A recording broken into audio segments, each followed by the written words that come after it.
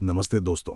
आज हम आपको ले चलेंगे एक ऐसी दिव्य यात्रा पर जहां रात का अंधेरा खत्म होता है और देवताओं के वैद्य अश्विनी कुमार अपने सुनहरे रथ पर सवार होकर धरती पर खुशियां और आरोग्य बिखेरते हैं। चलिए जानते हैं हम मुहूर्त की इस जादुई कहानी को। रात का आखिरी पहर है और पूरी दुनिया गहरी खामोशी में डूबी हुई है। आकाश में तारे धुंधले पड़ रहे हैं और पर्वतराज मेरू की चोटियों पर एक अजीब सी हलचल महसूस हो रही है, जैसे ब्रह्मांड अपनी सांसें थामे किसी का इंतजार कर रहा हो। तभी अंतरिक्ष की गहराइयों से अश्विनी कुमार प्रकट होते हैं। उनका रथ सूरज की पहली किरणों और तारों की धूल से बना है, जिसके 3 पहिए दिल की धड़कन की लय में घूम रहे हैं और हवा में बिना किसी सहारे के तैर रहे हैं। रथ पर सवार हैं जुड़वां भाई नासत्य और दस्त्र। उनकी त्वचा कांसे की तरह चमक रही है और उनकी आंखों में युगों पुरानी करुणा भरी है। वे देवताओं के वैद्य हैं जो दुनिया में रोशनी का संदेश लेकर आते हैं।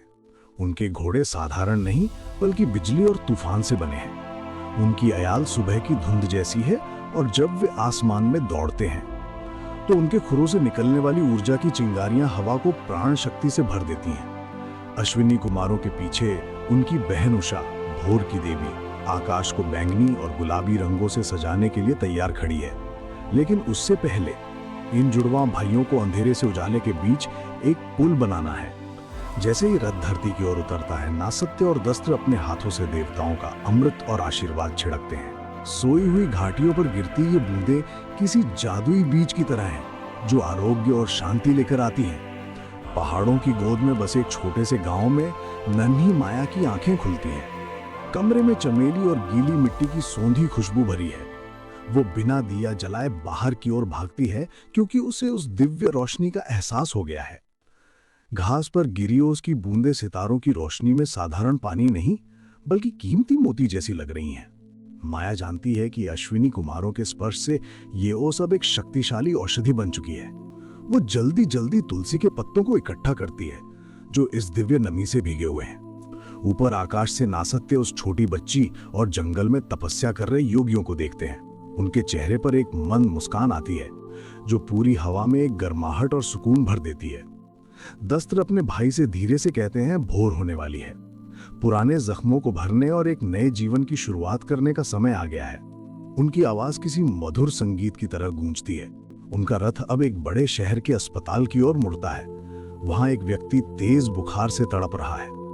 लेकिन जैसे ही अश्विनी कुमारों की सुनहरी छाया उस इमारत पर पड़ती है, पूरी वार्ड की हवा ताजी और मीठी हो जाती है। बीमार व्यक्ति की सांसें अब शांत हैं। वो सपने में 2 सुनहरे घुड़सवारों को बादलों के पार जाते देखता है और उसे यकीन हो जाता है कि वो कल का सूरज जरूर देखेगा। यही इन दिव्य वैद्यों का चमत्कार है। अश्विनी कुमारों का रथ पूरी दुनिया का चक्कर लगाता है, मानो कोई सुनहरी सुई रात के आंचल को दिन के साथ सी रही हो। पक्षी चहकने लगते हैं और फूल अपनी पंखुड़ियां खोलकर आने वाली धूप का इंतजार करते हैं। उनका काम संतुलन बनाए रखना है। अगर वे ना होते तो रात बहुत भारी होती और दिन की तपिश बर्दाश्त से बाहर। वे उस नाजुक समय के रखवाले हैं जहां अंधेरा उजाले में बदलता है। जैसे ही सूरज की पहली किरण समुद्र के ऊपर दिखाई देती है, वो सुनहरा रथ ओझल होने लगता है।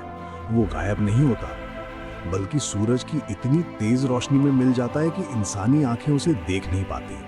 अब देवी उषा अपने लाल वस्त्रों में बादलों पर नृत्य कर रही हैं और भगवान सूर्य के आगमन की घोषणा करती हैं। दुनिया जाग गई है, किसान खेतों में है और बाजार सजने लगे हैं। ज्यादातर लोग ब्रह्म मुहूर्त के उस जादू को भूल जाएंगे, लेकिन जिन्होंने उस ठंडी हवा और ओस की मिठास को महसूस किया है, वे अपने भीतर अश्विनी कुमारों की रोशनी को लेकर चलते हैं। अश्विनी कुमार अब सूर्य के हृदय में विश्राम कर रहे हैं, फिर से शाम ढलने का इंतजार करते हुए। वे हमें सिखाते हैं कि अंधेरा चाहे कितना भी गहरा क्यों ना हो, नई सुबह और नया स्वास्थ्य बस एक धड़कन की दूरी पर है। दोस्तों, आपको ये वीडियो कैसा लगा? कमेंट में जरूर बताइए। अगर आपको ये वीडियो पसंद आई है तो लाइक जरूर करें। ऐसे ही मजेदार वीडियो देखने के लिए सब्सक्राइब करें। आइए हम सब कमेंट में एक साथ बोलते हैं, जय श्री राम।